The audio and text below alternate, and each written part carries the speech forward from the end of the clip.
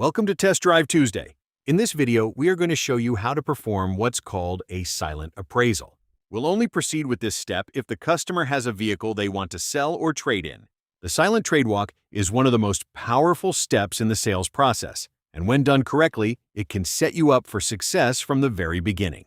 In the perfect world, this step should happen early in the sales process, before showing the customer the new vehicles they are shopping for. However, in the real world, this may not be possible. Customers will sometimes play little trade-in games, such as leaving their vehicle at home so that they can have an exit strategy if, for some reason, they do not like you or the dealership. Or some customers will state that they do not have a vehicle to trade, and then spring it on you after the negotiations begin. This happens a lot, so don't let it throw you off. It's a game. Let them play it. Another reason is simply that some customers just do not want you looking at their vehicle until they trust you more and have selected the one they want. No problem. Just go with it. You can look at their trade-in later. Now let's get back to the process. If a customer has a vehicle they are interested in trading, it is always better to perform this step before showing them the new vehicles. The first reason is that I want them to mentally do a comparison of their older trade-in to our brand new never-owned vehicle. Think about it. When a customer sees you looking at the flaws, scratches, dings, and dents in their vehicle, it is a reminder to them why they are here in the first place. Without saying a word, the customer will automatically compare. Their vehicle is dingy. Yours is shining perfectly. Theirs smells like French fries on the inside. Your vehicle smells like a new car, and especially so if it has a leather interior. On their trade-in, the tires are a little worn. On yours, the tires are brand new. Their trade-in has 86,000 miles on it. Yours has 4. Do you get the picture? Yes, we can take a look at their vehicle after we show them ours, but your position strengthens when you can follow the order of assessing theirs first and allowing the new vehicle to be the solution they are looking for. This is part of the psychology of selling, and it is a step that will not only increase your closing percentages, but it will also increase your commission if done professionally and consistently each time. Let's break this down a little further. The silent appraisal accomplishes 3 key objectives. First, gather essential vehicle details. The make, model, vehicle identification number, mileage, and any other information you'll need for an accurate appraisal. Second, identify buying signals. As you walk around the vehicle, watch for clues about the customer's intentions. Has the vehicle recently been washed? Is it cleaned out? Is the fuel low? What about the trunk? Cleaned out or still full of stuff? Also, check the console. Are there business cards from other dealerships? If you pay attention, customers leave buying signals that your competitors completely miss. Here is the third and final reason. To devalue the trade-in, this is done by walking around the vehicle and gingerly touching dings, dents, and scratches all while the customer is watching you. Use your appraisal pad to mark any flaws you see.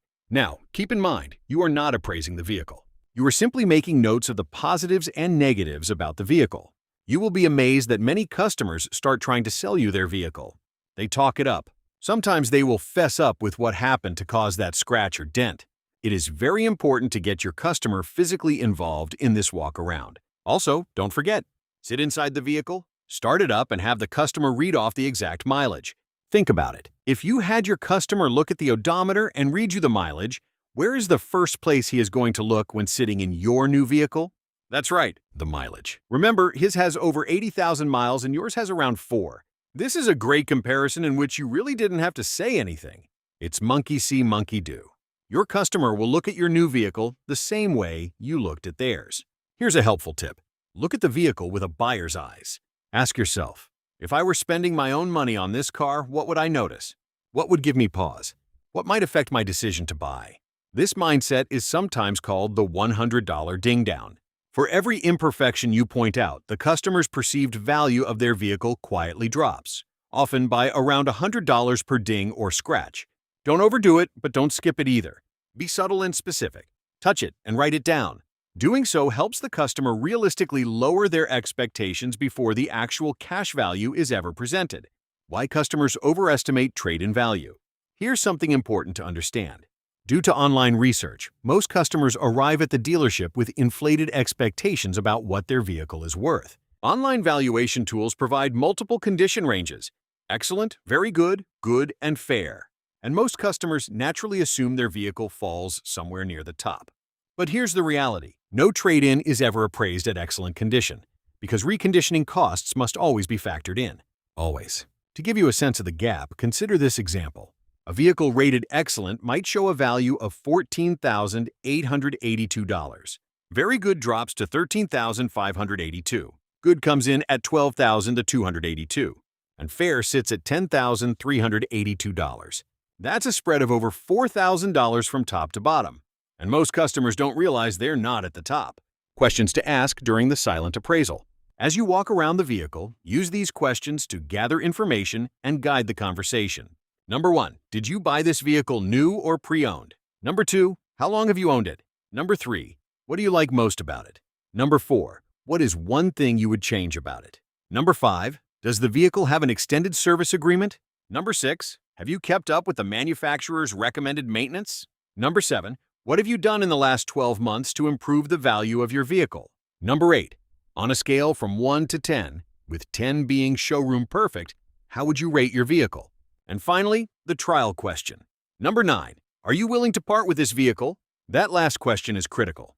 The answer tells you everything about where the customer truly stands and how to move forward. When it's all said and done, this step only takes a couple of minutes.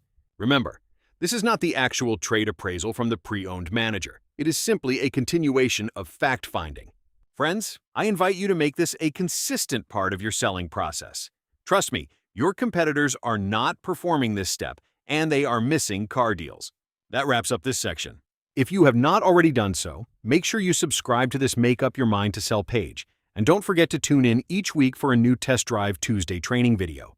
We will see you soon.